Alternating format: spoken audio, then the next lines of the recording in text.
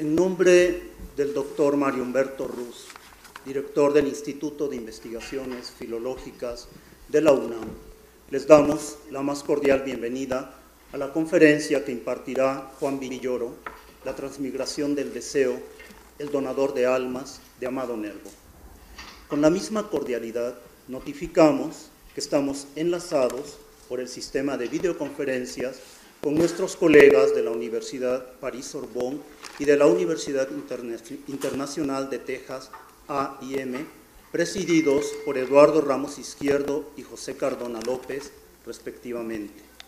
Con ellos realizamos mensualmente el seminario Escrituras Plurales, Teoría y Práctica de la Novela Corta. Asimismo, agradecemos a los colegas, amigos y público que nos sigue por el canal de YouTube de este instituto, sede del proyecto de investigación y edición La Novela Corta en México. Con el empeño y el entusiasmo que nos ha permitido desde 2009 estudiar y difundir este género mayor de la literatura mexicana, Rosa Beltrán, directora de literatura de esta casa de estudios, y Eduardo Langañe, director general de la Fundación para las Letras Mexicanas, se sumaron a la organización y promoción de esta conferencia para relanzar las labores de nuestro proyecto.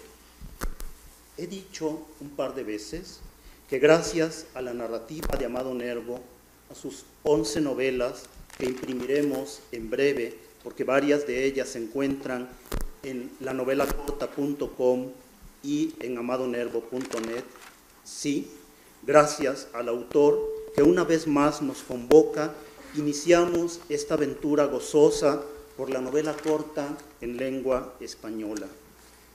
Si él es nuestro padrino desde alguna de las dimensiones que narró con tanta gracia e inteligencia en El Donador y en otras historias extraordinarias, decidimos también que en esta otra Juan Villoro nos acompañara para volver a tomar altura.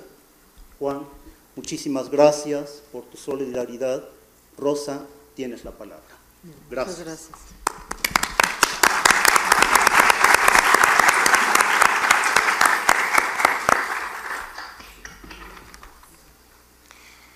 Muy buenos días a todos. Es un gusto muy grande para el Instituto de Investigaciones Filológicas, para la Fundación y para la Dirección de Literatura, contar con la presencia de Juan Villoro, quien impartirá la conferencia La transmigración del deseo, con base en la novela El donador de almas de Amado Nervo. Esto se inscribe en el gran proyecto, la novela corta, a cargo de Gustavo Jiménez. Es un proyecto que, si no conocen, yo los invito a que se acerquen a él.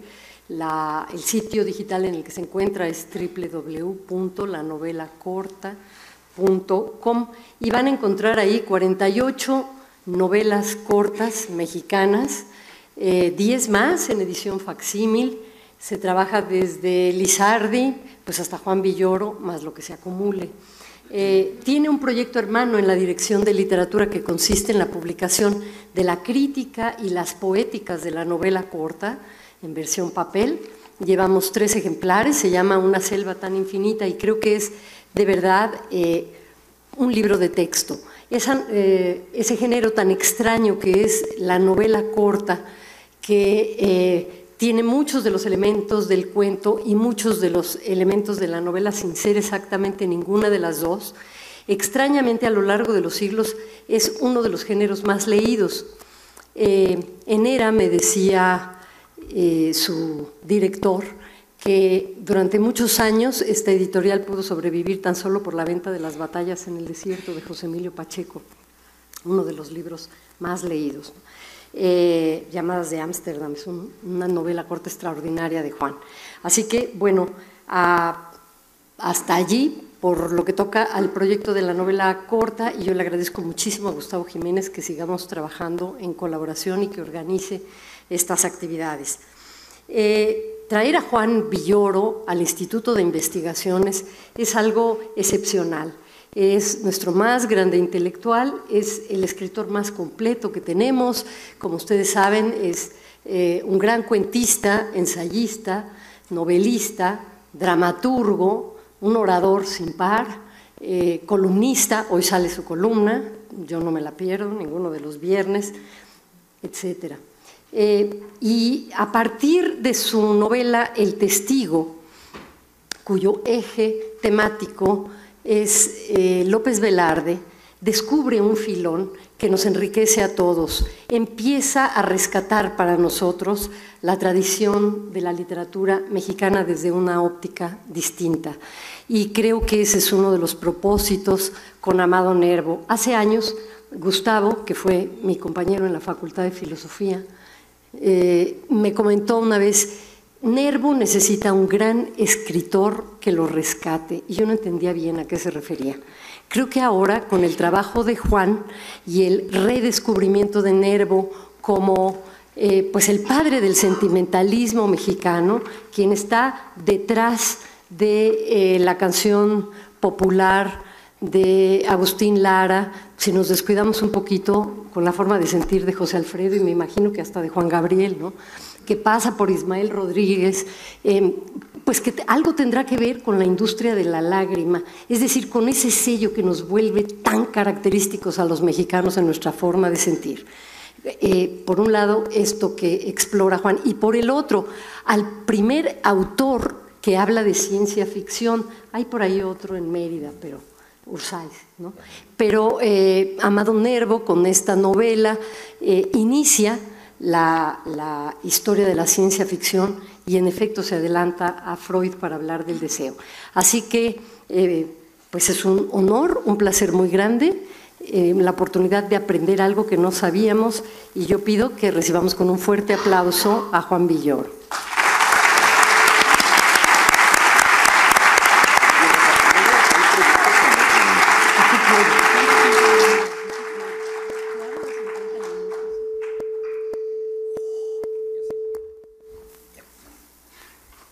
¿Qué tal? ¿Qué tal? Muy buenos días.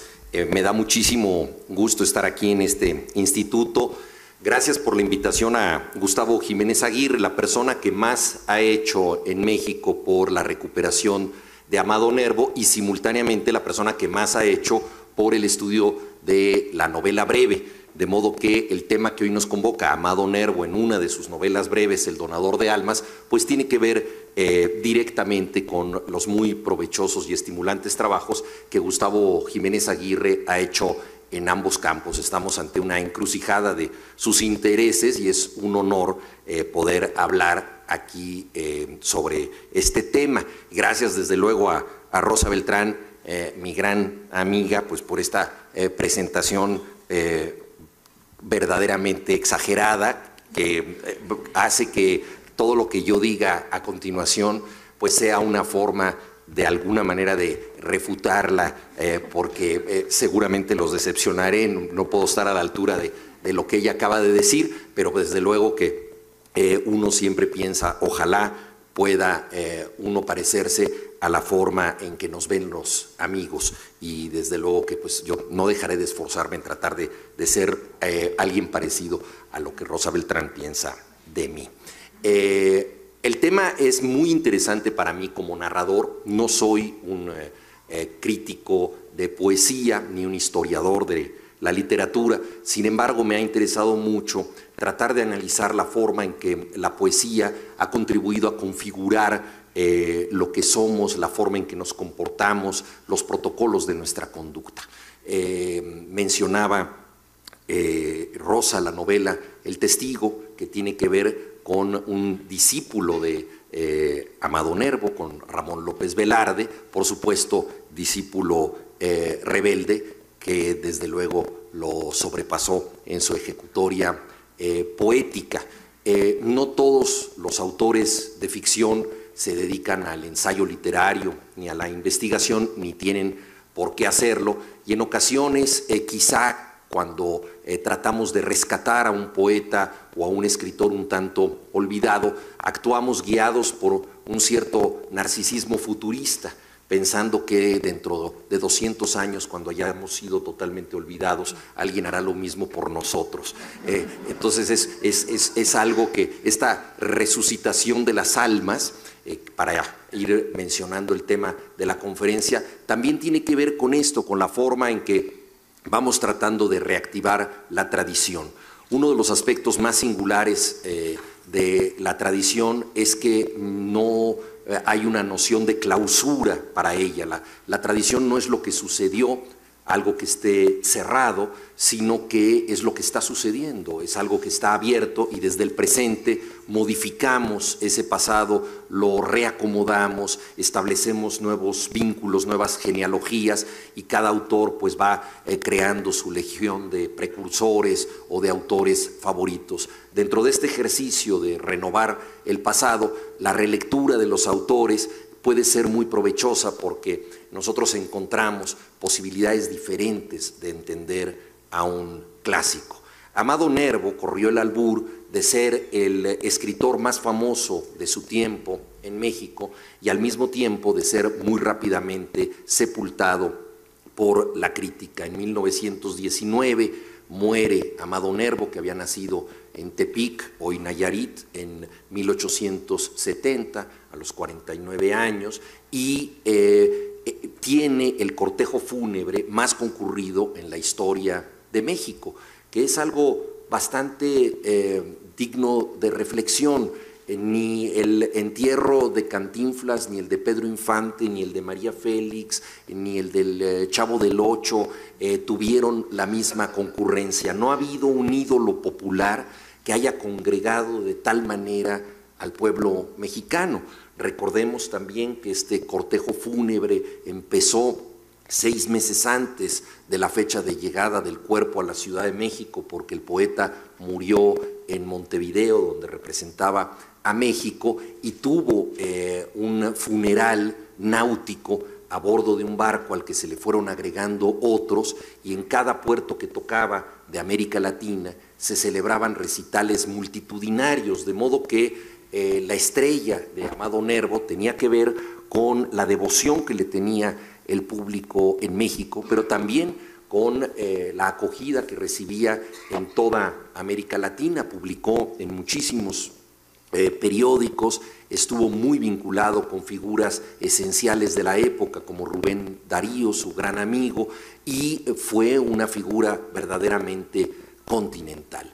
Ahora bien, su sepelio, que lo lleva a la entonces Rotonda de los Hombres Ilustres, hoy Rotonda de las Personas Ilustres, significa un doble sepulcro, porque el poeta deja ahí, digamos, sus rastros mortales, pero al mismo tiempo la crítica empieza una labor de distanciamiento respecto a él. Grandes amigos suyos como López Velarde o Alfonso Reyes intentan una y otra vez revivirlo. Alfonso Reyes dice famosamente que Amado Nervo requiere de una buena antología para que sepamos que fue un gran poeta. Pero el sentir general es el de que se trata de un autor de una cursilería irredente que sirvió para sensibilizar a una generación de personas que necesitaban de estos protocolos amorosos para poder expresar emociones en una época en que los recitales de poesía comienzan a convertirse en una opción laica a las iglesias. Recordemos que Amado Nervo, como tantos otros autores, López Velarde entre ellos, estudia en un seminario. Es un momento, como señala Carlos Monsiváis, en que en México hay 12 escuelas preparatorias y 26 seminarios. La educación religiosa es predominante y el espacio de la meditación y de la reflexión espiritual está confinado básicamente a las iglesias.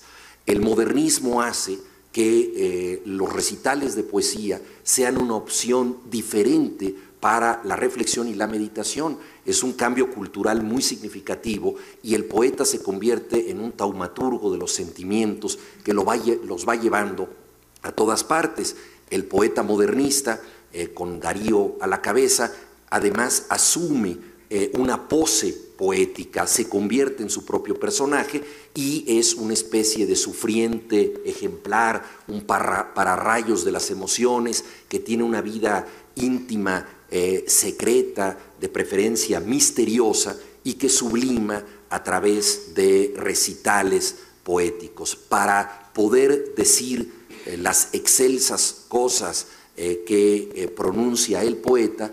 Es necesario que haya vivido de una manera convulsa, como San Agustín en sus confesiones. El poeta modernista se postula como alguien que ha conocido el infierno y por eso puede concebir el paraíso. Estos contrastes lo hacen sumamente interesante. En un pasaje dice Amado Nervo que a la santidad se llega por la inocencia o por la penitencia, es decir, por no haber pecado nunca o por haber pecado mucho y haberse arrepentido.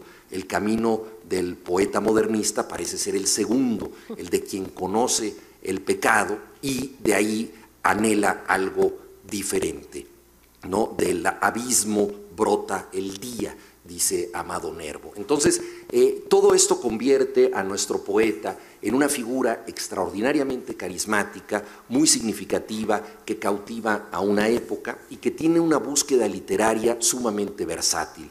Amado Nervo publica desde muy joven, casi adolescente, en periódicos primero de Mazatlán y luego de otros lugares. Algunos lo consideran el fundador del periodismo rosa en México, que pues no es un muy alto honor literario, pero habla de su versatilidad como escritor. Se convierte en cronistas de bailes en Mazatlán, como ya señalaba Rosa Beltrán, es precursor de la ciencia ficción en México, y su relato o novela breve, La Última Guerra, prefigura a George Orwell y su Animal Farm.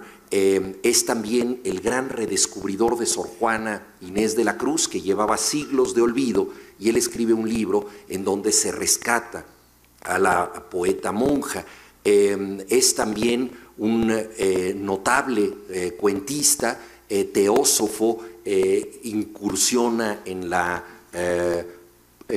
filosofía. Para muchos es el primer hippie de América Latina, porque tiene una cantidad de reflexiones muy cercanas al orientalismo y a una postura pacifista y de amor fraterno y generalizado, que será recuperado en la década de los 60 por la Flower Generation. Entonces estamos ante un autor que desafía el entendimiento reductor. No podemos clasificarlo solamente como el autor que mejor conocíamos a través de su poesía, que tiene muchas vertientes, una de ellas la del poeta cívico. Recordemos el famoso poema a los niños héroes, que nos aprendimos de memoria sin comprenderlo, porque es un maestro de la métrica y del ritmo. Entonces los que teníamos 8 años recitábamos como renuevos cuyos aliños un viento helado marchita en flor, así cayeron los héroes niños ante las balas del invasor. Bueno, como renuevos cuyos aliños es algo que jamás entendimos, pero que nos aprendimos muy fácilmente por la música del idioma, que siempre trabajó en favor de Amado Nervo. Tiene también Amado Nervo la intención muchas veces de hacer poesía cívica, como en el poema La raza de bronce, por ejemplo, que es un poema muy singular porque ahí también vemos este desdoblamiento de Nervo. Introduce en un momento dado del poema a Hamlet, hablando de la raza de bronce. Entonces no es solo un poema cívico que trata de celebrar la raza mexicana, sino que es también un poeta de reflexión literaria bastante sugerente e inquietante. Entonces, este Amado Nervo se convirtió para mi generación en el poeta favorito de nuestras abuelas, que todas se sabían grandes fragmentos de La amada inmóvil, y el poeta que permitió que muchos novios se enamoraran y que fue muy conocido y recitado.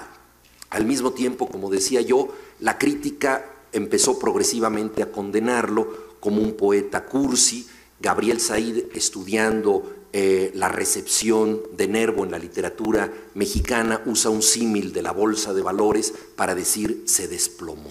Realmente nadie lo aprecia críticamente, dice él, y en los años 70, en su muy leída Crónica de la Poesía Mexicana, José Joaquín Blanco prácticamente escribe el acta de defunción de nuestro poeta y dice todo lo que toca lo vuelve lugar común, es un oportunista, un arribista que trató de figurar y de destacar y lo cancela como voz poética. Por cierto que el arribismo fue una de las características esenciales del modernismo. El modernismo tiene que ver con la ascensión de una clase media que empieza a asumirse como una clase digna de tener lujos, de tener joyas, de tener satisfacciones materiales y espirituales. Entonces la configuración de la clase media tiene que ver con la adopción de una nueva forma del sentimentalismo e incluso de la cursilería,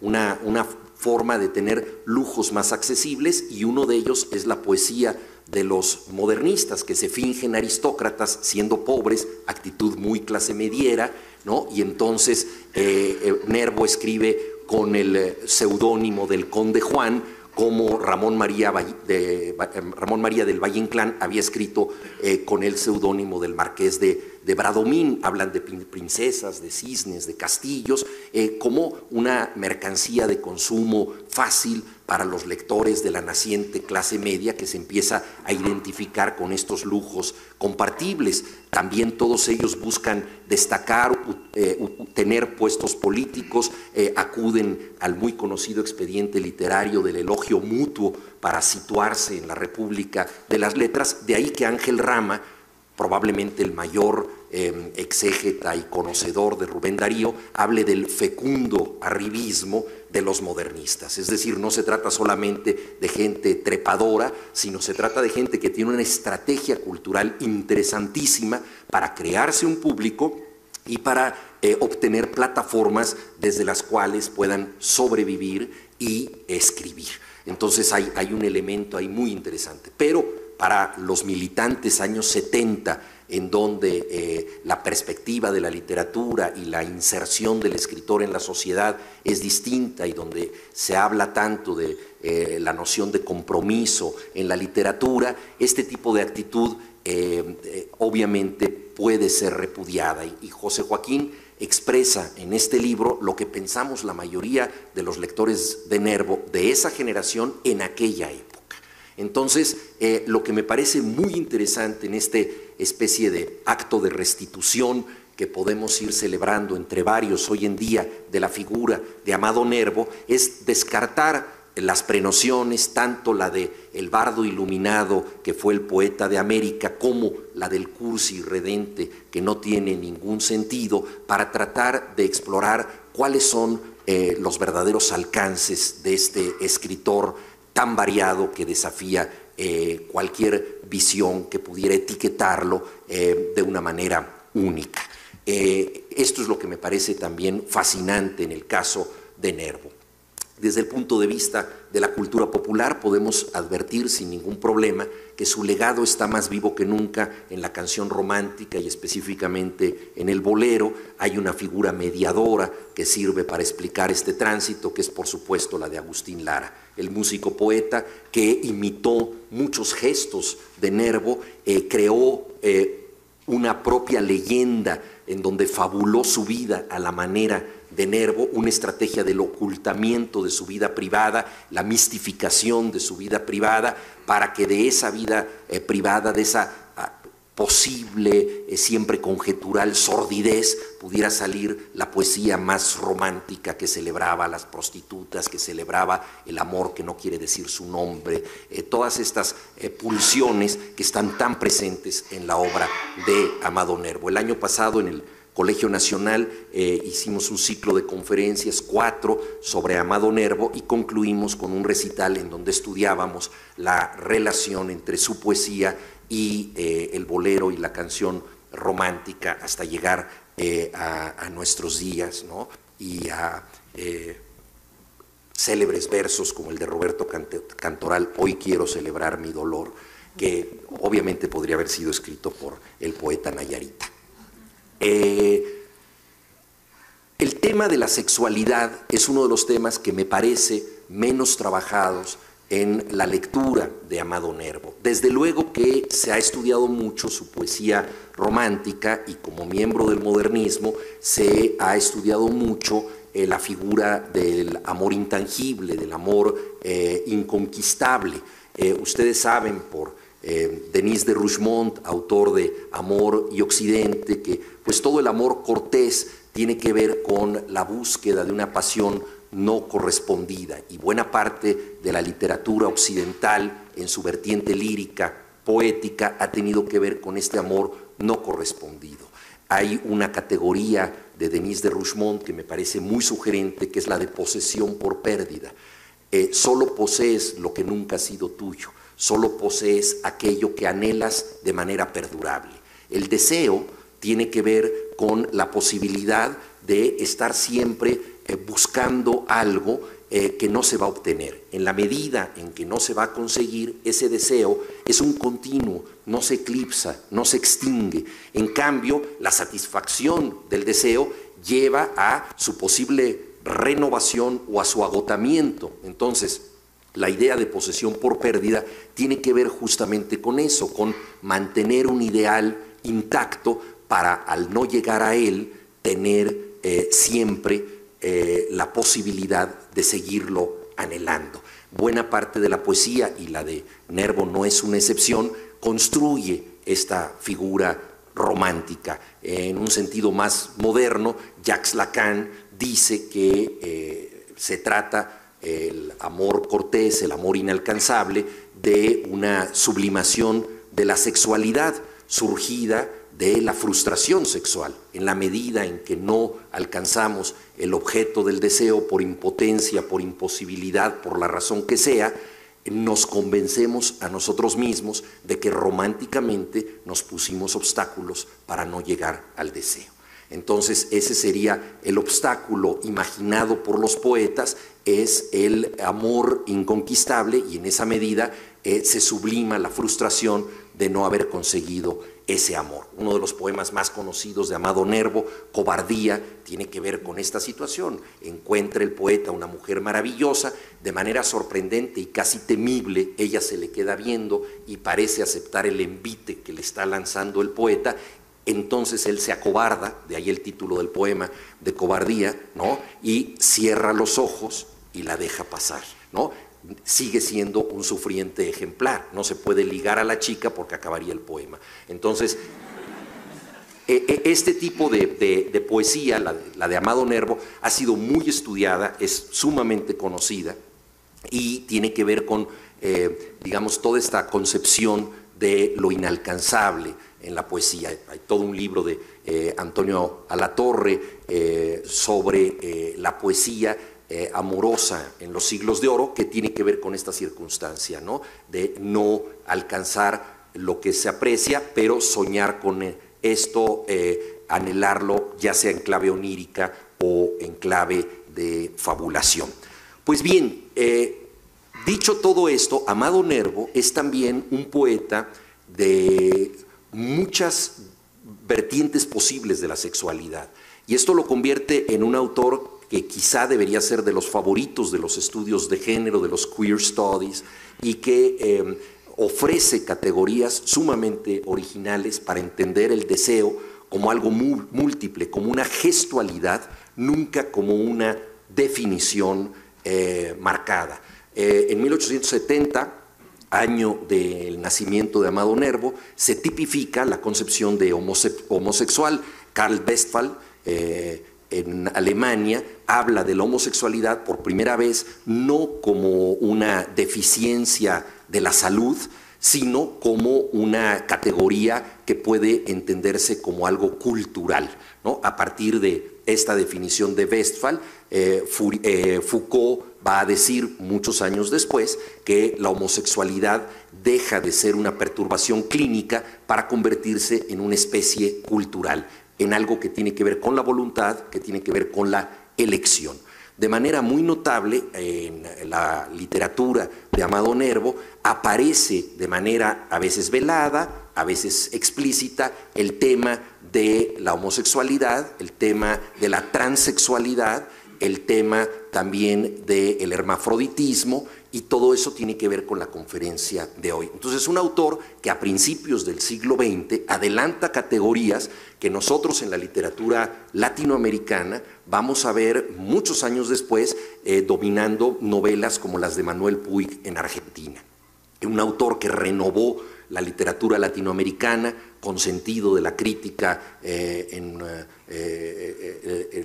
Sudamérica, en buena medida por las aportaciones que él hizo, tanto de la cultura popular, el folletín, el cómic, el cine, la novela rosa, a la literatura, y por su nuevo espectro para discutir la alteridad sexual.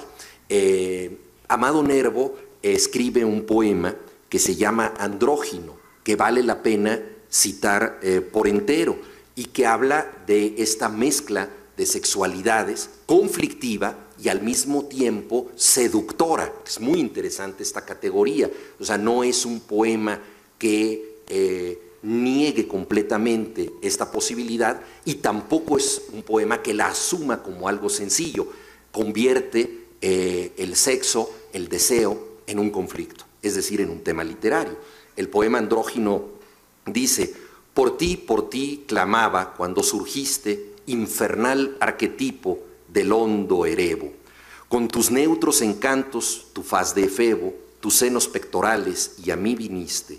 Sombra y luz, yema y polen, a un tiempo fuiste, despertando en las almas el crimen nuevo, ya con virilidades de Dios mancebo, ya con mustios halagos de mujer triste.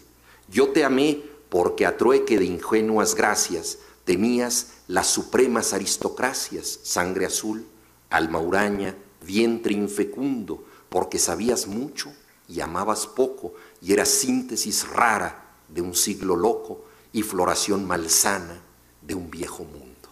Fíjense qué interesante trabajo, no solo por el aspecto poético, el ritmo del soneto, sino por las categorías que va introduciendo Amado Nervo. Primero, el tema conflictivo. Habla del andrógino como un infernal arquetipo. Se trata de algo perturbador. Hay ahí un elemento de desviación, y luego lo califica de crimen nuevo, ¿no? Entonces hay algo delictivo.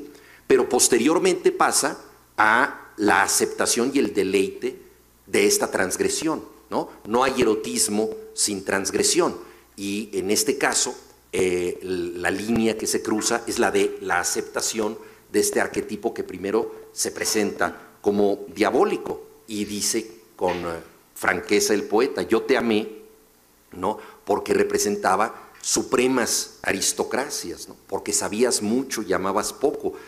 Habla de su sangre azul, su alma huraña, su vientre infecundo, puede amarlo sin preocuparse de tener hijos con el andrógino. Entonces todo esto es algo sumamente extraño para la época, y que me parece que adelanta muchas de las preocupaciones que aparecen sobre todo en las novelas breves de Amado Nervo. Hay a lo largo de su literatura un continuo que es el de explorar el aspecto femenino del hombre y el aspecto masculino de la mujer. La idea de que la percepción, el cerebro, el alma humana no tienen que ver necesariamente con una definición unívoca, sino que pueden participar de distintas orientaciones sentimentales y sexuales. En su célebre ensayo Un cuarto para una misma, A Room of Rome, ¿no? Virginia Woolf dice, A Room of One's Own, dice Virginia Woolf que el cerebro es naturalmente hermafrodita, o sea, no es ni femenino ni masculino.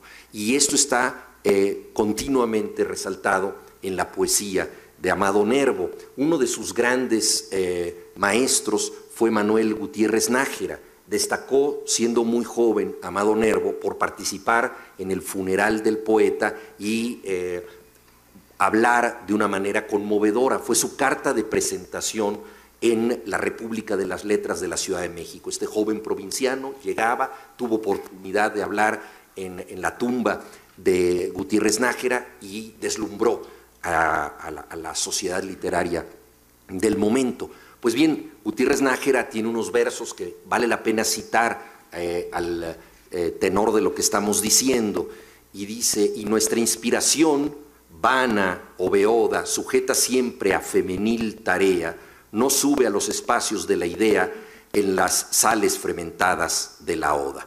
O sea, la inspiración del poeta sujeta siempre a femenil tarea, algo muy significativo, ¿no? Y en el Donador de Almas dice Amado Nervo: ¿por qué aman las mujeres a los poetas?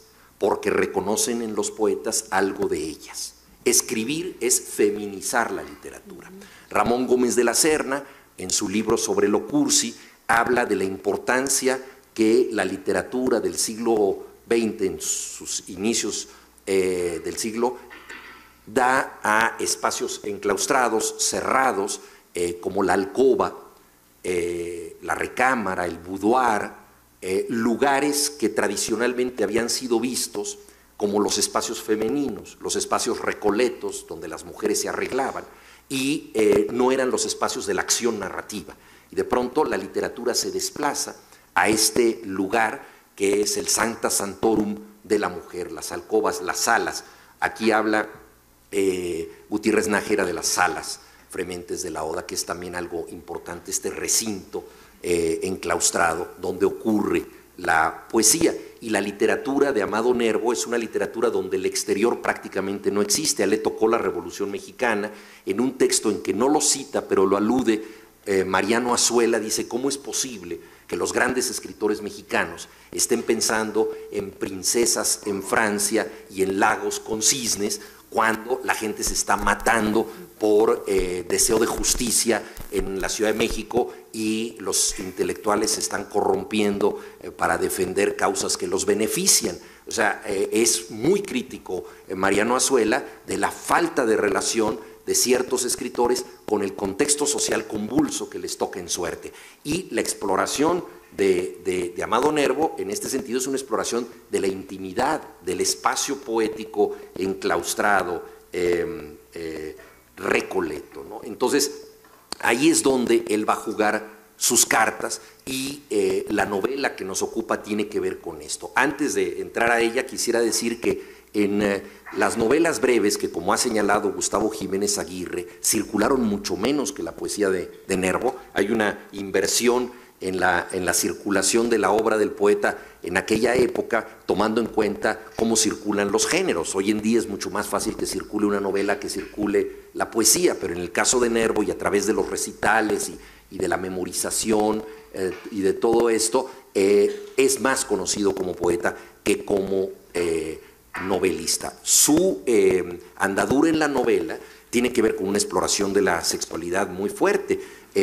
Comienza con el bachiller, un relato de un sacerdote que es tentado por Asunción, una chica absolutamente seductora y atractiva, y él tiene la clásica tensión entre la mente y el cuerpo, entre los apetitos terrestres y su vocación religiosa, y entonces resuelve el problema de la manera más dramática, emasculándose, ¿no? Entonces, este personaje que se castra es interpretado por Silvia Moloy como alguien que al cortar literalmente su sexualidad puede no apartarse de la mujer. Es muy interesante la interpretación de Silvia Moloy.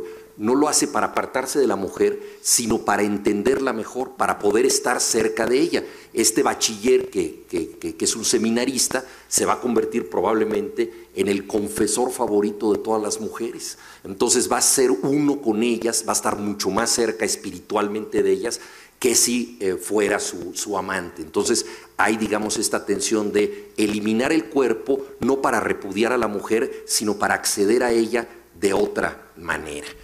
Otra novela de Amado Nervo que tiene que ver con dilemas morales y con una exploración de la sexualidad bastante intensa es Pascual Aguilera, ubicada en un ambiente ranchero que prefigura algunas de las novelas más cachondas de la serie El Libro Vaquero, que no es necesariamente la mejor literatura, pero tiene que ver con esto, con la virilidad de los vaqueros que compiten entre sí con una pasión que solo pueden tener dos vaqueros que están enamorados, ¿no? Entonces ya la película Secreto en la Montaña también ahí aparece como una especie de prefiguración, ¿no?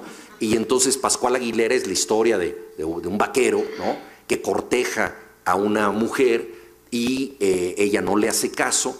Está el tema del amor imposible, favorito del Nervo poeta, pero aquí estamos ante otra de sus claves narrativas menos estudiada.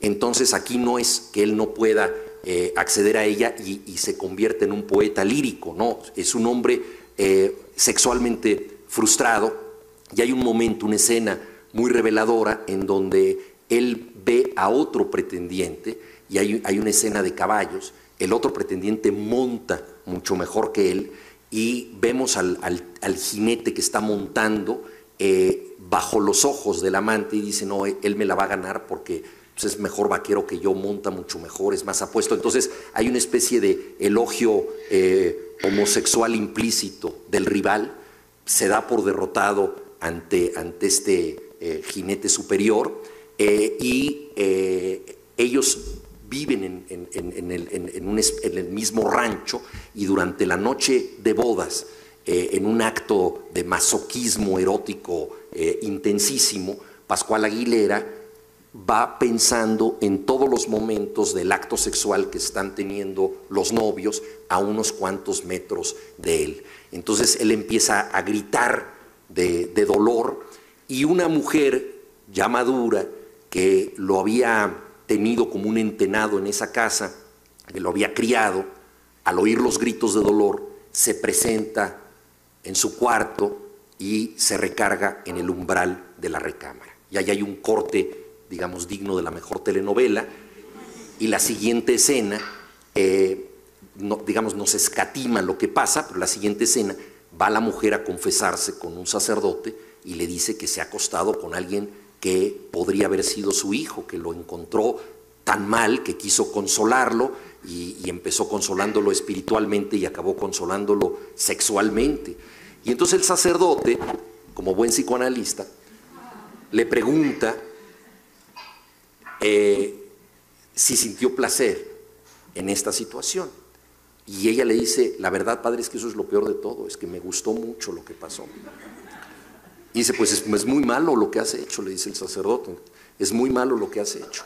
Y tienes que sufrir al respecto. Y como tú tienes que sufrir, te condeno a que te sigas acostando con él. Porque es la manera en que vas a obtener un calvario, ¿no? Entonces, ella se resigna, ¿no?, a seguir sufriendo, ¿no? Entonces, nuevamente viene a nuestra mente la frase de Roberto Cantoral, hoy quiero celebrar mi dolor, saborear mi dolor, y hoy quiero saborear mi dolor. Y entonces llega a ver a Pascual Aguilera, pero él, transido de sexualidad frustrada, ha muerto, digamos, su cuerpo ha estallado de autocombustión erótica, ¿no? Y entonces ahí termina la historia. Ustedes pueden ver en toda esta trama que hay una exploración del deseo muy poco convencional, no solo para la época, sino para el momento, y una valoración moral que sigue una lógica estricta, o sea, es decir, si pecaste y eso te gustó, entonces tu castigo es seguir pecando para que sigas metida en ese castigo, ¿no? Entonces es realmente una lógica impecable, pero que desde luego contraviene la moral católica. Todo esto también tiene que ver con los deseos no alcanzados, el peligro de alcanzarlo y sobre todo el peligro de alcanzarlo por otra vía. Entonces vemos que en la narrativa Nervo es un autor que adelanta muchas de las grandes preocupaciones de la modernidad, hasta llegar en 1905 al Donador de Almas, en donde el deseo ya toma otro cariz. Esta es una novela sumamente original desde el punto de vista de su composición. Tenemos primero un narrador externo que nos habla de dos personajes, un médico y un teósofo poeta, ¿no? Son dos amigos, Andrés y Rafael, que tienen ellos una relación extraordinariamente estrecha. La relación entre ellos es una relación que también nosotros podemos calificar desde el principio como una relación de enorme atracción erótica entre ambos y de enorme afecto. Dice, todo hombre necesita un hombre, se dice en un diálogo. Y el otro le contesta, bueno, y a veces una mujer, ¿no? De vez en cuando. Entonces se quiere escapar por la tangente, ¿no? El que habla es el que dice, todo hombre necesita un hombre, es el teósofo. Y se quiere escapar por la tangente. El otro dice, bueno, y a veces una mujer, y él dice, no te escapes, ¿no? Tú fuiste mi hombre. Dice, y entonces le explica el teósofo que él es lo que es gracias al otro, tiene 25 años, es 5 años menor que el médico que tiene 30 años, y se revela como una persona que lo idolatra y, digamos, lo ama de una manera muy especial. Cuando aparece en escena, es descrito de la siguiente manera: rubio él. Esto es importantísimo en Amado Nervo. El 90% de las mujeres guapas en Amado Nervo son rubias, ¿no? O sea, en ese sentido es de una discriminación absoluta, y ser rubia equivale automáticamente a ser hermosa. Y en este caso el guapo es rubio, dice, rubio él, pálido él, con 25 años a cuestas y a guisa de adornos, dos hermosos ojos pardos, dos ojos de niebla de Londres, estriados a la vez de sol tropical. Pues ya estamos en el bolero casi, ¿no? Así se presenta Andrés. Ahora bien, previamente nosotros hemos visto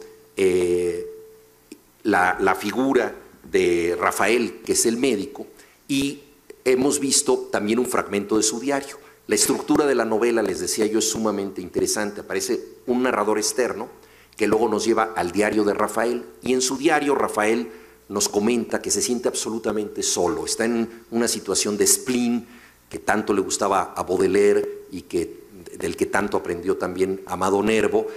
No cree en nada, las sopas que le prepara su cocinera ya no le saben a nada, tiene por toda compañía un gato, pero esto no lo satisface, necesita algo. Entonces dice, deseo tener un afecto diverso del de mi gato. Que puede ser algo bastante preocupante cuando uno empieza a querer un afecto distinto del gato. Y entonces decide él que lo que necesita es una nueva alma. Entonces se encuentra vaciado de sí mismo, en total desconexión con el mundo, el médico, y llega su amigo Andrés, que le debe todo, y le dice, tengo un regalo para ti. Y el regalo que le trae es precisamente el de un alma. Entonces dice, pero ¿cómo es posible? Dice, no preguntes mucho, pero yo en mis experimentos teosóficos he podido disponer no solo de una, sino de varias almas. Entonces así nos lleva Amado Nervo a la situación en la que aparece Alda. ¿Quién es Alda? Alda es una mujer de la que solo sabemos que posee alma. Dice, no te voy a decir nada del cuerpo. Con cierta curiosidad Rafael dice, bueno, pero es joven o vieja, guapa. No te voy a decir nada, es un alma. Tú lo que necesitas es un alma y por lo tanto te voy a dar la de Alda.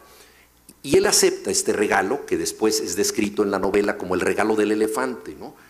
Algo difícil de acomodar. La mujer que transmigra se presenta a través de una carta, tocan a la puerta, llega una carta, dice, estoy aquí para ti, me llamo Alda y voy a vivir contigo.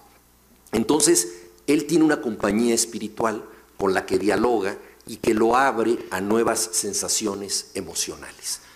También el contacto con este espíritu le permite hacer diagnósticos médicos mucho más profundos, porque ella viene del mundo inmemorial de las almas, conoce todos los padecimientos, entonces le pasa tips muy importantes de lo que le está sucediendo a sus pacientes. Entonces mejora extraordinariamente el diagnóstico clínico de Rafael.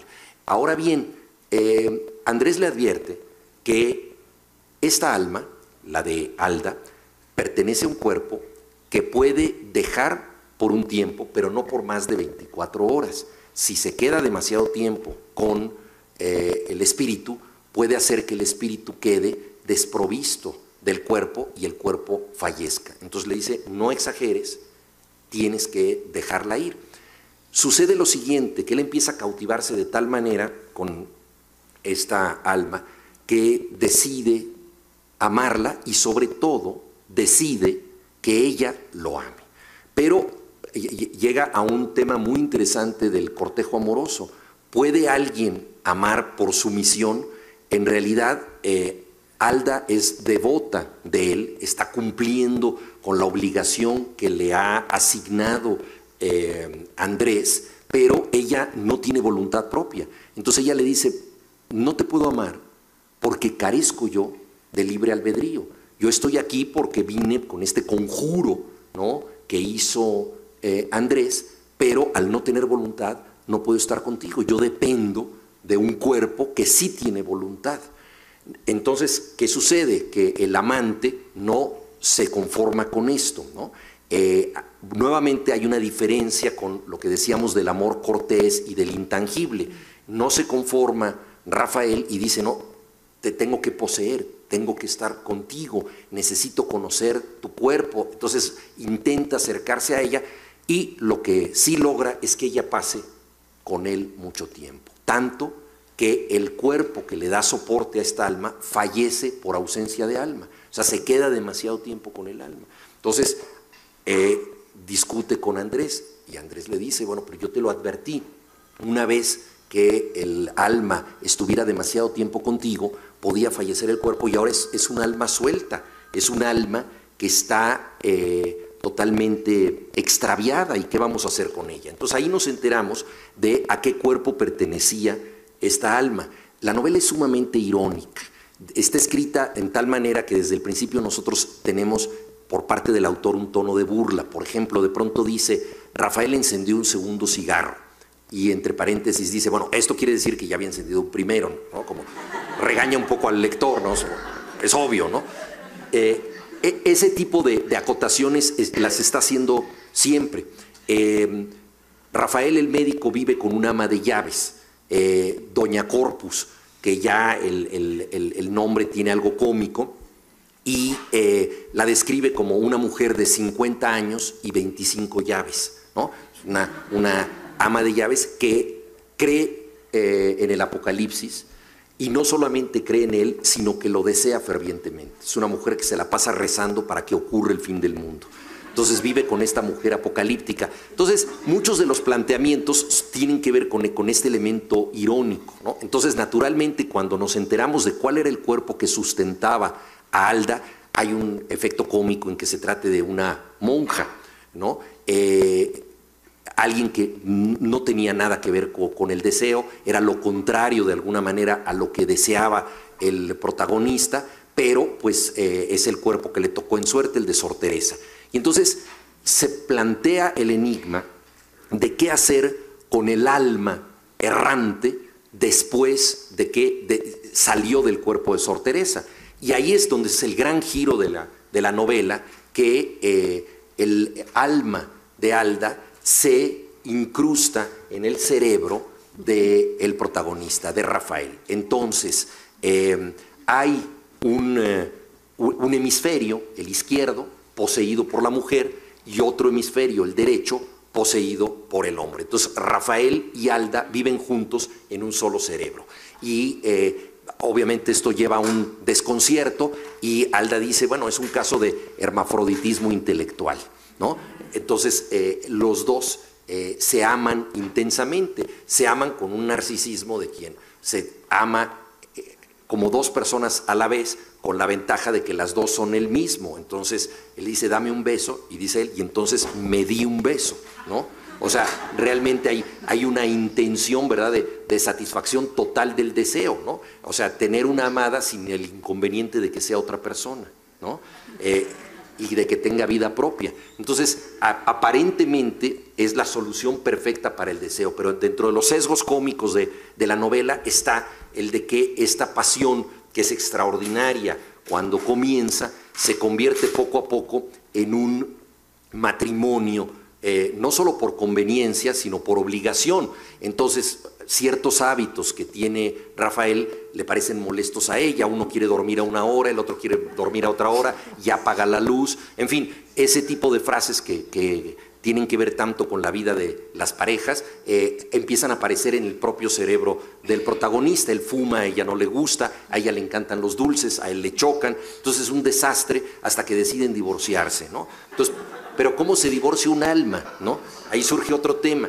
Entonces también ahí nosotros vemos una sátira del matrimonio, vemos nosotros también una sátira de lo que pasa cuando el deseo se consuma y no se puede reinventar. Es algo muy, muy interesante, ¿no? Lo que sucede es que para que pueda evadirse el alma de Alda del cerebro, tiene que encontrar otro receptáculo, es decir, otro cuerpo para encarnar ahí. Entonces, naturalmente, pues ahí viene la fabulación masculina típica, ¿no?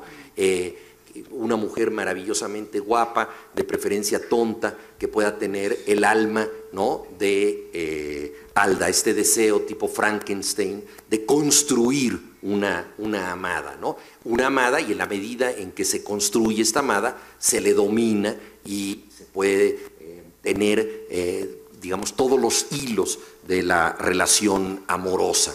Esto resulta imposible porque el alma está vagando, y si no encarna rápidamente en un cuerpo, va a desaparecer en el fino éter de las causas perdidas, y entonces deciden usar un cuerpo a la mano que desde el principio parecía predestinado por su propio nombre, que es el de Doña Corpus, ¿no?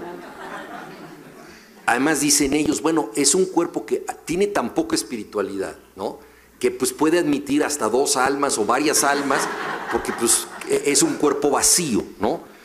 Entonces transmigra el alma al cuerpo de Doña Corpus, que no está preparada para tanta espiritualidad, y muere de saturación espiritual, ¿no? Fallece instantáneamente, y entonces queda una vez más flotando el alma, y entonces ya se dan cuenta de que esa alma está destinada a no estar con ellos, y deciden liberarla en el éter, y el alma se evade. Para esto, en la relación que han tenido Alda y el protagonista Rafael, el médico, hay una serie de consideraciones sumamente interesantes. O sea, por ejemplo, él le pide a ella que le recuerde cosas, ¿no? Pero lo que ella recuerda de su vida de Sor Teresa es sumamente aburrido, no es interesante. Además, Sor Teresa tiene algunas particularidades molestas. Por ejemplo, cuando empiezan a discutir en qué otro cuerpo puede reencarnar esta alma, ella dice, bueno, pero que no sea en el cuerpo de una judía. Se revela como antisemita, ¿no? Y entonces a él le parece muy triste no poder discutir con su amada de lo que ella perdió, la otra vida que tuvo en su cuerpo anterior. Entonces tiene como una nostalgia que no se puede saciar. Por otra parte, cuando Alda sale del cuerpo de Rafael, después de este matrimonio tan obligado que llevaban en el mismo cerebro, él de una nueva vez comienza a amarla. Es decir, porque ya vuelve a ser un objeto del deseo, porque está fuera de él, porque es distinta, porque puede encarnar en otra mujer, porque se le puede escapar, porque se puede ir, es decir, porque la posesión ya no es completa, ¿no? Entonces también ahí hay una serie de conjeturas interesantes. Dentro de la muy peculiar estructura de la novela, que no tiene un ritmo temporal lineal, sino que acude con frecuencia a flashbacks, por ejemplo, les decía yo, llega Alda y en un episodio posterior nos enteramos de cuál era su vida previa como Sor Teresa y así sucesivamente. En el segundo apartado de la novela, Andrés le dice al narrador: yo te debo todo, tú me hiciste hombre, frase ambigua, pero que también tiene que ver con su trayectoria intelectual. Y luego, en un capítulo bastante posterior, nos enteramos de que lo que había hecho también Rafael era publicar los libros de poesía de Andrés, llevarlos a las librerías, era su mecenas, ¿no? Entonces, la novela está contada con una discontinuidad temporal sumamente interesante, con distintas perspectivas, porque les dije, tenemos un narrador externo, tenemos fragmentos del diario del propio Rafael, tenemos muchos diálogos en los que no interviene un autor que esté sancionando los diálogos y que diga dijo él, dijo el otro, o que comente, sino que son diálogos autónomos que aparecen en la página. Y dentro de esta estructura tan peculiar hay un interludio que son los recuerdos de Alda. No se acuerda de cosas interesantes en su vida de Sor Teresa, pero recuerda sus viajes interestelares como alma. Entonces es un episodio de ciencia ficción incrustado ahí, en donde ella habla de cómo viajaba por el espacio y todo, lo cual prepara el desenlace, porque en el desenlace ella pide ser liberada para integrarse al éter infinito y finalmente así decide Rafael hacerlo, muy asusado por Andrés. Y ellos dos se quedan solos después de este experimento, ¿no? Y viene un poema en donde el espíritu de ella desaparece como un rayo de luz. No sabemos lo que pasa posteriormente con Rafael y con Andrés. Hay esta tensión erótica entre ellos, el deseo de amarse por intermediación, no por interpósita persona, sino por interpósito espíritu, ¿no? Que es el de conseguir un alma diferente para amar, el de ejercer este hermafroditismo, y vemos los éxitos y los fracasos de que esto ocurra. Me parece que en la literatura latinoamericana esta novela es el antecedente, digamos, más sugerente de novelas muy posteriores, como El beso de la mujer araña, de Manuel Puig, por ejemplo, una novela dialogada en donde el narrador interviene muy poco. Con cierta ironía, Juan Carlos Sonetti dijo de Manuel Puig: sabemos cómo piensan sus personajes, pero no sabemos cómo piensa el autor, porque no había una relación en donde un narrador en tercera persona sancionara lo que están diciendo los personajes. Entonces simplemente los vemos como voces sueltas que están hablando. La novela El beso de la mujer araña es una obra maestra del encierro. Ustedes recordarán que están dos prisioneros en una misma celda, Molina y Valentín, un militante político de izquierda y un homosexual sentimental. Es un encuentro forzado entre ambos, y esta situación de encierro la tenemos en El donador de almas, que son una monja o el alma de una monja con un médico medio filósofo o el alma de un médico medio filósofo encerrados en un cerebro. Es decir, dos figuras de alguna manera antitéticas que al mismo tiempo acaban amándose y complementándose. También en El beso de la mujer araña tenemos nosotros el vasto repertorio del melodrama a través de las películas que va contando Molina y de las que le va hablando a Valentín. Casi todas ellas tienen que ver con amores frustrados, amores imposibles, etcétera. Y una de las frases célebres del beso de la mujer araña es: yo siempre con la heroína. Es Molina diciendo: me identifico siempre con lo que le pasa a la heroína, que casi siempre es la que más sufre en estas tramas del Hollywood melodramático. Entonces hay muchos puntos de paralelismo, y sobre todo la exploración de la sexualidad. Ustedes recordarán, bueno, en la novela de Manuel Puig, las famosas notas de pie de página que tienen que ver con toda una disquisición sobre la homosexualidad, la relación entre homosexualidad y política, en fin, elementos de discusión de una modernidad que desde luego escapa a Amado Nervo, pero que en buena medida están ya sugeridos en esta trama. También es muy sugerente en todo el desarrollo de este texto la relación con el cuerpo. el único protagonista que es descrito a partir de su físico es Andrés, que es el donador de almas. Los demás no tienen físico. Y cuando tratan de averiguar algo al respecto, hay una gran imposibilidad.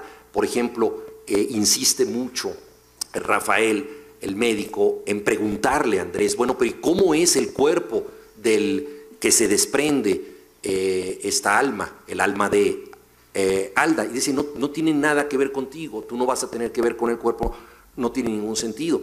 Y entonces él, con cierta ironía, dice, bueno, pero no está mal conocer a los vecinos. En este caso el vecino es el cuerpo, ¿no? Como para saber por dónde viene la cosa. Y no hay posibilidad de entrar en contacto con el cuerpo. Y de alguna manera el protagonista más significativo del relato es un protagonista omitido en la narración, que es Andrés. Pero el título de la novela alude a su importancia, es el donador de almas, ¿sí? Entonces, en realidad estamos leyendo, sin que nos demos cuenta del todo, porque es el que menos participa en la acción, una novela sobre quien permitió la transmigración de las almas y la hizo posible. Entonces es muy interesante que el único dotado de cuerpo que aparece seductoramente como un hombre de ojos de niebla gris londinense, es también el que va a desencadenar todo a través de esta transmigración de las almas, que, como señala el título de esta conferencia, no es otra cosa que la posibilidad de que el deseo, ¿no?, pase de un cuerpo a otro. Y si el deseo es una condición etérea, pero que se sustenta desde luego en el cuerpo, pues estamos nosotros ante esta exploración muy sugerente de un problema eterno de la filosofía, que es la división mente-cuerpo, o como prefieren decir los filósofos, el problema mente-cuerpo, ¿no?, que es muy sugerente esta descripción que hace la filosofía, en el sentido de que tener mente y cuerpo no es algo que escinda al hombre de manera que nosotros podamos decir aquí está el cuerpo y aquí está la mente. No, es un problema porque están imbricados el uno con el otro. Y eso es de lo que habla Amado Nervo en esta novela que me parece a mí precursora de muchísimos estudios posteriores. Me sorprende que los estudios de género no se hayan ocupado más de ella, pero obviamente Amado Nervo es un autor que desde luego requiere de un proceso de recuperación y en cierta forma de resurrección, porque como ha dicho George Steiner, una de las características de un clásico no es solo que se sigue leyendo durante mucho tiempo, sino que durante mucho tiempo se sigue leyendo mal. Es decir, no siempre leemos bien. ¿Quién nos garantiza que interpretamos lo correcto? La riqueza de un clásico es precisamente esa, la de que permite que nos equivoquemos en una época a propósito de él, y luego nos permite regresar con una interpretación diferente. Habíamos visto que en uno de los versos de Amado Nervo aparece esta alusión al abismo, ¿no? Del abismo brota el día, y esto también es una constante en la novela. En un momento dado, uno de los personajes dice, hay que tutear al abismo, ¿no? Hay que llevarnos en confianza con él. Entonces, la novela tiene que ver con un tema muy socorrido de la literatura y que no es ajeno a ninguna de las facetas de Nervo, pero que quizá aquí adquiere mayores vertientes, que es precisamente la de entender que el deseo es un problema elegido, ¿no? Es decir, hay siempre este componente de lo que te atrae es también algo que te puede dañar, ¿no?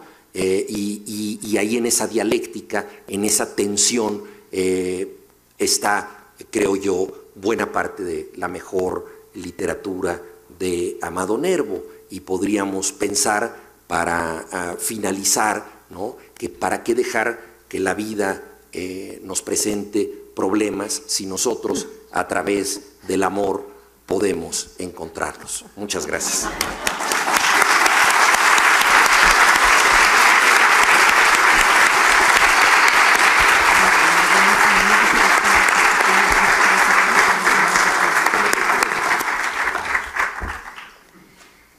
Muchísimas gracias, Juan, por esta espléndida interpretación del donador de almas de Nervo.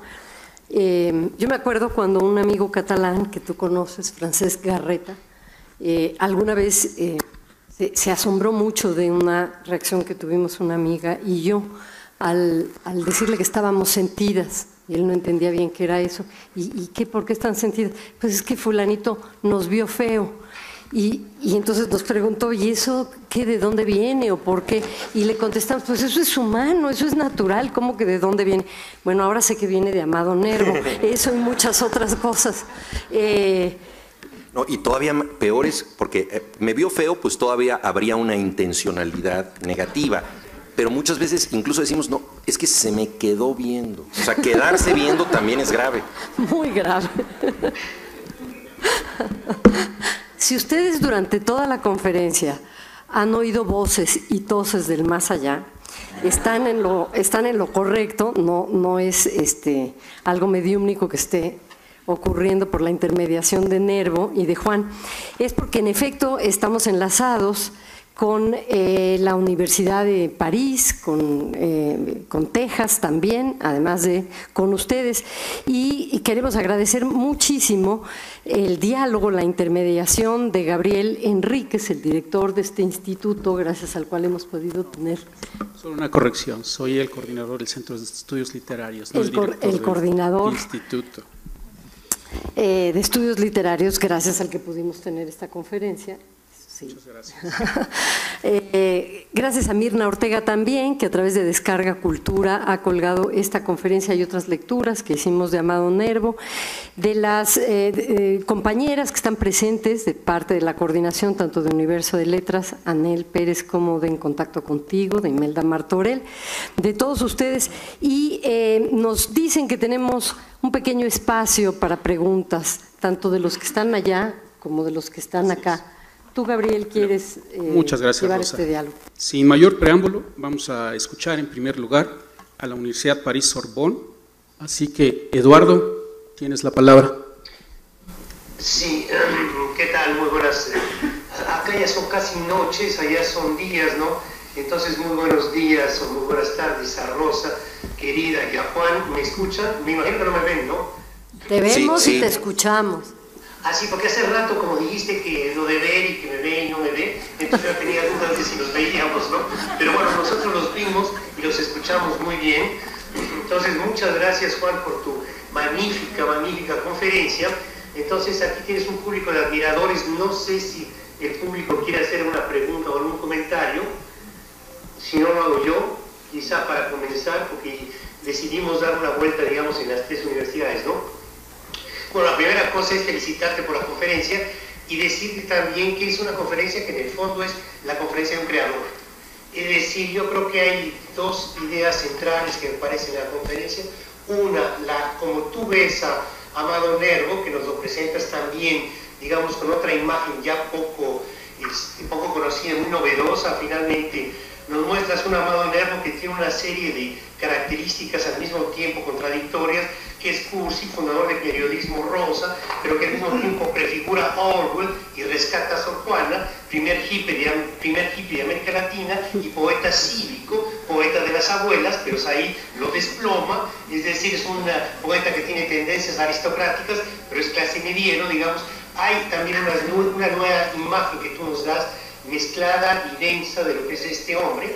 Por una parte, este gran poeta y gran novelista también, y la segunda parte también es la forma en la que nos presentas la novela de Nervo, que es una lectura crítica, pero al mismo tiempo me da la impresión de que es una reescritura oral de lo que es la novela, ¿no? Y digamos, eso es muy interesante desde el punto de vista de alguien, un estudiante de la universidad también que escucha otra forma de presentación precisamente de los autores, ¿no? Donde el autor también de alguna manera o de otra nos reescribe lo que es la novela, ¿no? Porque porque das, digamos, precisiones técnicas muy claras, ¿no? Nos hablas de punto de vista, flashback, narradores, digamos que forma parte de un léxico universitario, pero también nos das la riqueza, la viveza, si tú quieres, de una interpretación además con mucho humor.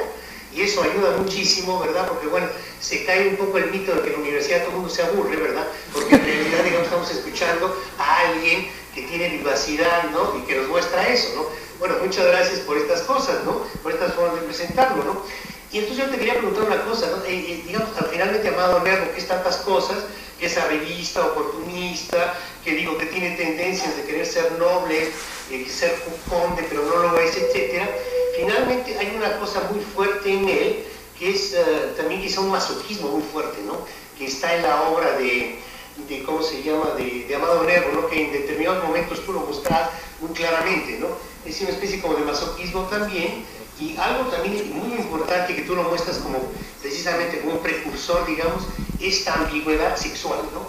Porque hay, digamos, este aspecto ambiguo que es tratado por escritores en nuestro siglo, y en el siglo pasado, bueno, quizá con Bush, y pensaba yo en otros muchos, ¿no? Digamos, desde contemporáneos o, en fin, otros escritores también que estuvieron en los bordes de la ambigüedad sexual, ¿verdad?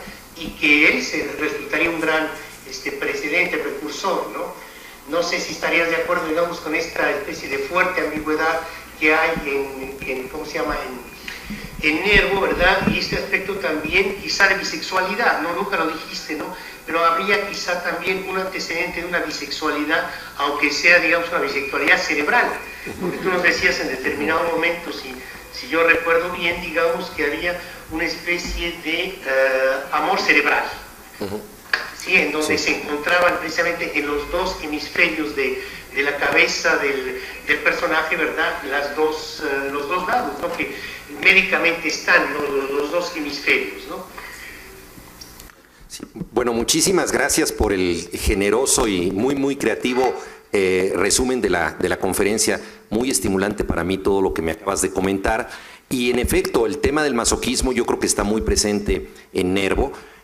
Respecto a los avatares de su vida privada, algunos biógrafos han arriesgado conjeturas sobre alguna posible relación homosexual, pero más allá de que esto haya tenido lugar o no, lo que nos interesa es la obra, y en efecto, como tú dices, dentro de la rica palestra de posibilidades eróticas que él maneja, una de ellas es la de la bisexualidad, y de ahí que, por ejemplo, la figura del andrógino sea una especie de síntesis de posibilidades eróticas, ¿no? En un solo cuerpo, dos posibilidades eróticas. Respecto al masoquismo, pues uno de los poemas más conocidos de Amado Nervo, La amada inmóvil, surge de la muerte de su mujer Ana Dayez, con la que vivió en secreto, y cuando ella fallece, él decide salir a la luz con este amor en lo que Silvia Molloy ha llamado un performance del patetismo, es decir, transmite su dolor extremo y dice: estoy enamorado de una muerta, y pide ahí mismo que su muerte llegue pronto y que el lector en el futuro pueda decir qué suerte tuvo, que también él murió al poco tiempo, lo cual desde luego tiene que ver con una idea del amor constante más allá de la muerte, con cierta crematística del amor, pero también con esta consolidación de la figura del poeta como sufriente ejemplar, y en esa medida como masoquista por excelencia, ¿no? Entonces el que no sufre, no ama. Por eso en un par de ocasiones mencioné este verso tan conocido de la canción de Roberto Cantoral de Hoy quiero saborear mi dolor, que tiene que ver justamente con eso, con entender que el dolor es una forma del placer. Entonces ahí desde luego habría en Amado Nervo una conducta masoquista fuerte. A mí lo que me parece muy interesante es que en la estética de Amado Nervo nosotros podemos ver varias fases. La primera de ellas tiene que ver con un enriquecimiento de la poesía a través de espacios lujosos, jardines. Recordemos que uno de sus libros es Los jardines interiores, espacios de lujo, espacios aristocráticos y con un deseo muy cercano al modernismo de tener una enorme exuberancia en las palabras, ¿no? Lo que algunos críticos han llamado la verbomancia, ¿no? Es decir, el de entender que hay que agotar todas las palabras del diccionario. Entonces, de este nervo exuberante, nosotros vamos transitando a un nervo que en su época es quizá menos apreciado por la mayoría de los escritores, pero que le gusta mucho a la gente, que es un nervo mucho más descantado y mucho más sincero, y convierte la sinceridad en parte de su estética, lo cual le da una fuerza muy grande, pero también lo limita. Él llega a decir: a mí no me importa ser un escritor que responda a la técnica. Mi mayor obra es la sinceridad de mi vida, así lo dice. Y esto lo lleva justamente a abordar emociones que por pudor o decoro otro tipo de escritores silenciarían. Y una de ellas es desde luego la del masoquismo, ¿no? Entonces, cuando muere Ana Dayés, da rienda suelta al dolor que él tiene y se solaza en ese dolor. Entonces es un elemento en efecto muy importante y desde luego también lo que apuntaste tú de la bisexualidad tiene que ver con la transexualidad, con la androginia, con todos los elementos de posibles gestualidades sexuales. Creo que la categoría contemporánea de gender fluid es muy interesante para abordar a Nervo, porque él no entiende la sexualidad como un destino manifiesto, como una categoría fija, sino como una gestualidad. Entonces es el teatro de los deseos y entonces una gente puede ser de muchas maneras posibles. Muchísimas gracias por el comentario. Ahora escucharemos a la Universidad Internacional de Texas, A&M. José, te escuchamos. Gracias, Gabriel. ¿Alguna pregunta aquí en la audiencia? Bueno, quisiera comentar algo. En primer lugar, Juan, muchas gracias por estar en otra conferencia que nos has dado sobre Amado Nervo. Has dado unas claves para poder encarar ese justamente nervio amado que viene a ser hoy en día Amado Nervo, ya establecido, como nos lo has dicho, en el panorama literario y cultural de México, luego de todas las escrituras que pudo tener y que lo van a expresar muy clásicos que se lo han mencionado. Su concepción ha salido, con la gracia que siempre lo hace, unir este aspecto tan importante del humor en Nervo, unirlo a nuestras reflexiones teóricas como lectores especialmente. No sé si hará parte del humor este comentario, porque podrá corresponder. Y siempre me he preguntado yo por qué Amado Nervo decide darle a la mujer el hemisferio izquierdo y el derecho al hombre, cuando pudiera haber sido al revés, seguramente. ¿Qué interpretación pudiéramos tener de esto desde el punto de vista de lo andrógino que has señalado tú, Juan? Y te dejo esta pregunta que quisieras tú que pudieras responder al respecto, si es que acaso sobre la pregunta, en cuanto a mí corresponde, eso de darle el hemisferio derecho al hombre es una afirmación casi que de lo absolutamente macho, en este caso frente al andrógino. ¿Tú qué opinas, Juan? Sí, es una aportación muy interesante la que tú haces y que tiene que ver con la neurología. Recordemos que Nervo escribió muchos textos de divulgación científica, fue también otra de sus facetas, y él no solamente escribió ciencia ficción, como habíamos dicho, sino que también se interesó mucho en descubrimientos científicos y estaba muy a la par con tendencias novedosas en aquel tiempo. Entonces, no creo que sea inocente el hecho de que haya situado a la mujer en el hemisferio izquierdo, más cercano a la intuición y a la interioridad, y haya decidido que el hemisferio de la acción sea el del hombre. Yo creo que ahí también hay un elemento interesante. Habría que buscar un neurólogo que nos pudiera abundar más y también de ver en qué manera está trabajando Nervo las reacciones. Pero a lo largo de todo el libro del Donador de Almas hay un elemento significativo que es la discusión con mitos culturales. O sea, todo el tiempo habla de referentes que pueden ir desde por qué Napoleón perdió en Waterloo hasta las tareas de Hércules, pasando por citas literarias. Entonces, yo creo que también ahí habría una búsqueda interesante, ¿no? de Nervo.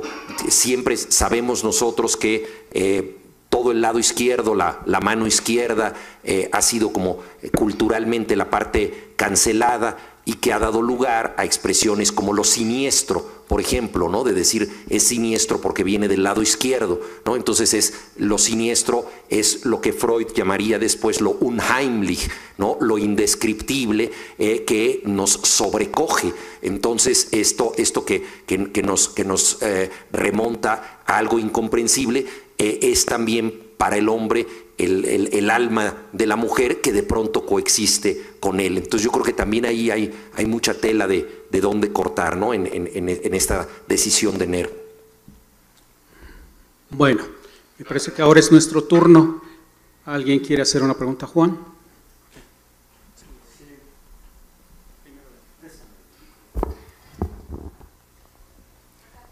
¿Dónde?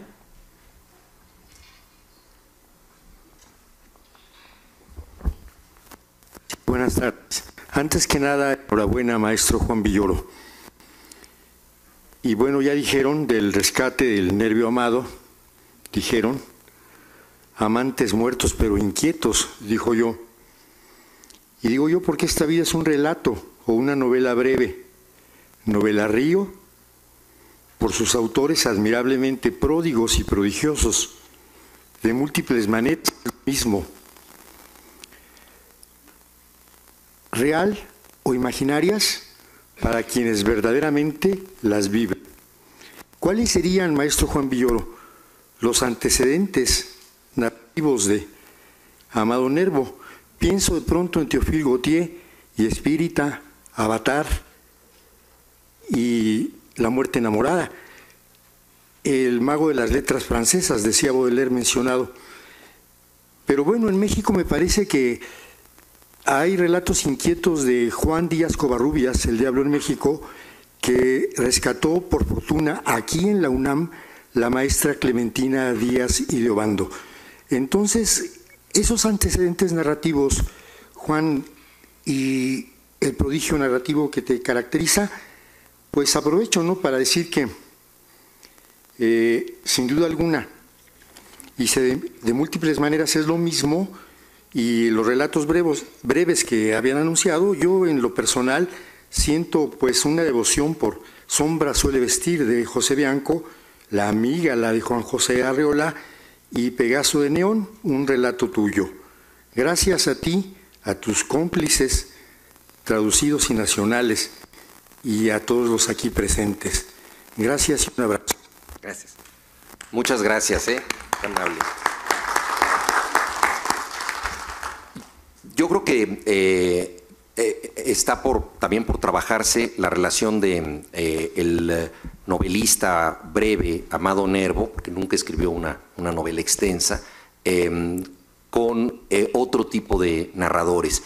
Y creo que encontraremos, y ya apuntabas tú en tu comentario hacia esto, una cercanía entre Nervo y las novelas o las narraciones de los poetas. Yo creo que ahí es donde nosotros vemos, pienso en Aurelia de Nerval, por ejemplo, ¿no? Que son novelas que apuestan mucho a la alusión y no necesariamente a la acción o la descripción, a la atmósfera poética y también a la confusión de los sentidos. Entonces yo creo que ahí, en la narrativa de los poetas, hay que ver mucho cierta lección recibida por Nervo.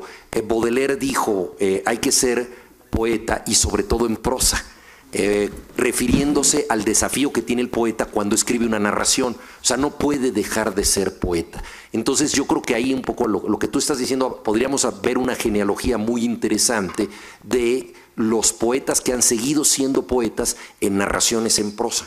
Y ahí habría, yo creo que también un lazo fuerte con Nervo. Creo que generalmente la recepción literaria, en el caso de los poetas, ha tendido desde luego a privilegiar su obra poética, pensando que la obra narrativa pues, es un complemento no necesariamente fuerte, pero yo creo que Nervo desmiente esto y podríamos hacer esa genealogía que sería muy fecunda. Gracias a ti. Gracias, muy amable. Les agradezco facilitarme la palabra. Voy a tratar de ser breve, porque la magnitud del tema es considerable, ¿no? Entonces, por ejemplo, el término alma y el término espíritu, en mucha literatura lo utilizan como sinónimo, ¿no? Por ejemplo, la idiosincrasia es el espíritu de un pueblo, es la conducta colectiva, o sea, tomando en cuenta su ambiente, su interacción entre, ya bien, si es homosexual o no homosexual, hay una interacción. Entonces, por ejemplo, así cuando llegaron, decían, no, pues es que los aborígenes, los nativos de estas tierras, parece que no se comportan como humanos, no sabemos si tienen alma o no. Entonces, allí empezaron a dilucidar. Entonces, la problemática consiste en el hecho de que, por ejemplo, Charles Baudelaire, en Las Flores del Mal, escribe acerca de Ícaro, pero no menciona para nada quién fue Ícaro, y si existió Ícaro, o nada más fue un producto de una persona que haya consumido algún enteógeno, ¿no? Allá en la antigua Grecia, ¿no? Y así Charles Baudelaire así lo escribe. Y también hace referencia a el hacinamiento de las personas bajo ciertas circunstancias de desarrollo económico o industrial, ¿no? O sea, o ya viene en un pueblo alejado de una cierta civilización industrial, como escribe Pedro Páramo, ¿no? O sea, Pedro Páramo es páramo por el significado de haber nacido en... Sí, así, etcétera. Entonces, por ejemplo, la conjunción de soul meeting, o sea, casi por lo general las almas se encuentran en asamblea, unidas, juntas. Pueden haber algunas allí alejadas del conjunto, pero casi por lo general están unidas, ¿no? Entonces, la cuestión consiste en el hecho de que la literatura como tal se nutre de varios procesos reales que existen en la naturaleza, y la naturaleza se nutre de la literatura, de la digestión, del análisis de las letras, ¿no? Entonces, la interacción entre ambos yo pienso que debe continuar. Sí, yo lo que decías de Baudelaire, que es muy interesante porque plantea un tema esencial de la modernidad, y lo expresaste en el sentido de que hay una descripción objetiva de la realidad, del hacinamiento en que viven las nuevas masas urbanas, y al mismo tiempo hay esta exploración misteriosa de la comunión espiritual que puede haber en un colectivo.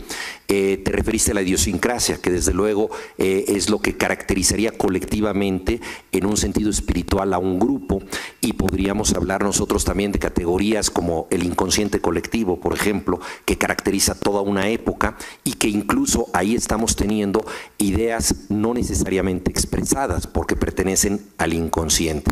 Y me pareció interesante que mencionaras pues al gran clásico de las almas mexicanas, que es Juan Rulfo, que son almas muy a la mexicana, almas en pena. Son almas entre la vida y la muerte que no han podido llegar al más allá, están suspendidas en una especie de limbo, ¿no? Que es esa novela maravillosa. Entonces, lo que me quedo en el comentario que acabas de hacer, me quedo con esta idea y que es muy cercana a la literatura de la modernidad, y es que la descripción de lo exterior, y que por cierto Darío Puccini y otros especialistas han estudiado el hecho de que a partir de Rubén Darío se empieza a usar la palabra exteriorizar. Eso es muy interesante. La palabra exteriorizar no estaba en el diccionario en tiempos de Rubén Darío y entra al diccionario después. Y eso es muy significativo, porque ¿qué es exteriorizar? Es llevar afuera lo que se tiene dentro.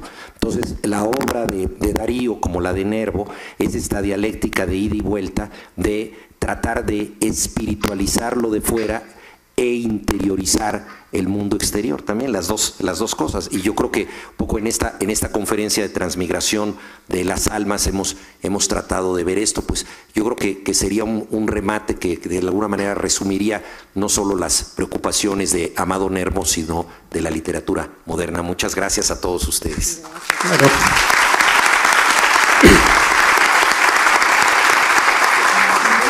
Solo nos resta agradecer a Juan, a Rosa, a la Universidad de París-Sorbonne, a la Universidad Internacional de Texas A&M y a todos ustedes que hayan estado aquí con nosotros. Muchísimas gracias.